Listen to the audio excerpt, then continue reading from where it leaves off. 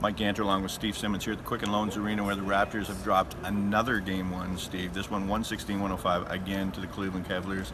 It's a recurring theme with this team. I mean, they just can't seem to get over this Game 1 jinx. Well, to me, this wasn't Game 1 jinx compared to like other series. This isn't Milwaukee. These aren't the other teams they've played in the past. These are the Cleveland Cavaliers. And the bothersome part to me, if I'm the Toronto Raptors, if I'm Dwayne Casey, if I'm Masai Ujiri, is how much tonight's game looked like the 3 games in this building last year against the Cavaliers. This Raptors team is supposed to be better. This Cavaliers team is supposed to be not as good and vulnerable defensively. There was absolutely no sign of any of that here tonight. No, I mean, this team, I mean, if LeBron's going to go off and get his 36 points, you cannot let them score or have 14 three-pointers. You can't win that way. You can't let them do both. And I mean, that was it. They had to take one of those things away. I mean, you're not going to stop LeBron, but you can't let him go out for 36 either. Well, I can't think of an aspect of which I would be happy with if I'm the Raptors.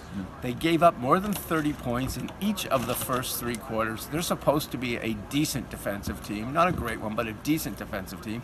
And you would have thought with Ibaka in the lineup and with Tucker in the lineup that they had a better chance of controlling, not shutting down, because you can't shut down the Cavaliers, but not scoring 30 in each of the first 3 quarters. And they probably would have scored 30 in the fourth if it meant anything. But by then the game was already over. Yeah, well, if there's one thing you can hang your hat on, it's usually this Raptors team does come out better after a big loss like this. We'll see what happens on Wednesday night, Steve. But I wanted to add one thing. They've played 4 games now in this building, and none of them have been close. Like, they've all been blowouts. I don't know. I don't know if I can expect anything different in Game 2, and I don't know if there's any reason to expect anything different in Game 2. All right, for the naysayer Steve Simmons, I'm Mike Ganter for Sun Media.